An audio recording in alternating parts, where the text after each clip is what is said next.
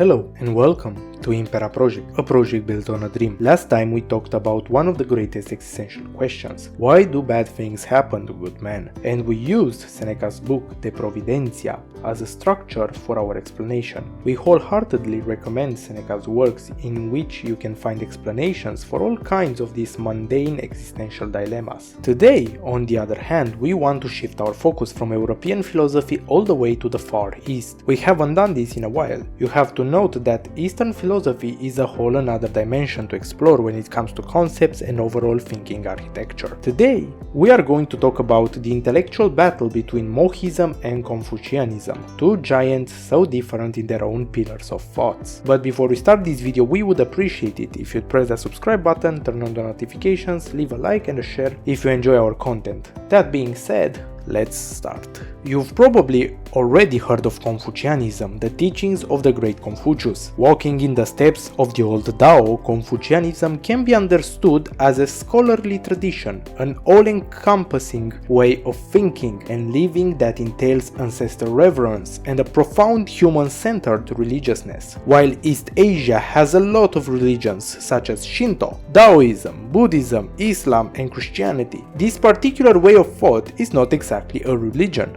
though often seen as one. It is almost entirely a philosophy, a life philosophy. Now, we are not going to focus on what Confucianism truly is, we plan another video for that. We want to talk about something you don't hear that often about, its counterpart. Mohism. We are not really sure if you've heard about Mohism before, so we will explain it in depth. Mohism is a school of Chinese philosophy founded by a man named Mozi, also spelled like Mo, Tzu, Mo, Di, and many other variations, who it is said, although unclear, that he lived between 470 and 391 BCE in China. He was born right after the death of Confucius and dedicated his life to challenging Confucianism. Confucianism and Neo-Confucianism both put great emphasis on the idea of hierarchy, the relationships between people being clearly defined and monovalent. The ruler has to be kind to its subjects, but the subjects have to obey the ruler. Well, Mozi did not like this idea of differentiating love and respect, so in contrast to the Confucian moral, Ren, humanity and benevolence, Mohists advocate for the practice of love without distinctions, Jianai. The great adepts of Confucius did not approve of this idea, mostly because it challenges the foundation of the social harmony, which is promoted through utmost respect to the family. Loving and treating anyone the same as you would treat your superiors means that the whole hierarchical structure of society as seen through the eyes of the adepts of Confucius would inevitably come crashing down. Mohism in itself was built upon 10 doctrines which are as follows, promoting the worthy and identifying upward. This means that the state should put in places of power people that strive towards a virtuous lifestyle. Appointments in the structure of command should be made on the basis of competence and moral merit, forgetting the social status of the candidate. Inclusive care and condemning aggression. People should think about others' life and lifestyle with as much care as they do about their own. Military aggression is just as wrong as theft, robbery and murder, because it harms others in pursuit of selfish benefit while harming the relationship one has with heaven, the spirits and society itself. Moderation in use and moderation in burial. Wasteful luxury and useless expenditures must be eliminated even in death. No extravagant funerals, no resources wasted on mourning the deceased. Heaven's intent and understanding ghost. Heaven is the noblest, wisest moral agent, so its intent is reliable and therefore should always be respected. Heaven rewards those who obey its intent and punishes those who defy it. One should encourage the cult of the dead, meaning that there should always exist the belief that spirits reward the good and punish the wicked. Condemning music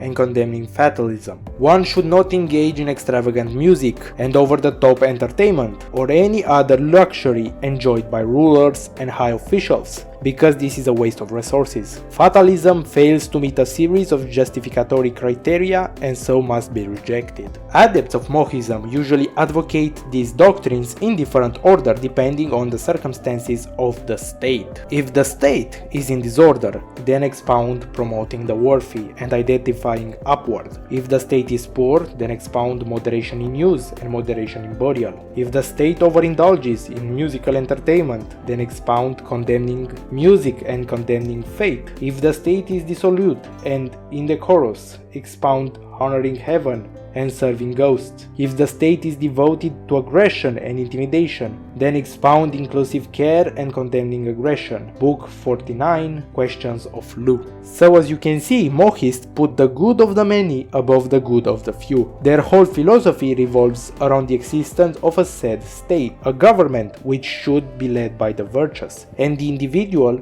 should do his role in this said state with devotion, because the community is more important than the human. To summarize what we've said so far, the central elements of Mohism include advocacy of a united ethical and political order, emphasizing impartial concern for all members, active opposition to military aggression, living a frugal life without waste and luxury, support for a centralized authoritarian state led by a virtuous, benevolent sovereign and managed by a merit-based bureaucracy, full devotion to heaven and the spirits worship in traditional folk religion. The Mohists believe that people are naturally motivated to do what they believe is right, and therefore if they are properly taught before, they will follow with devotion to ethical norms. Also, a very interesting aspect of Mohism is that they seem to have followed the same idea that Socrates had back in our Europe. They believe strongly in the power of discussion and persuasion to solve ethical problems and motivate action. They were confident that any moral and political question had an objective answer.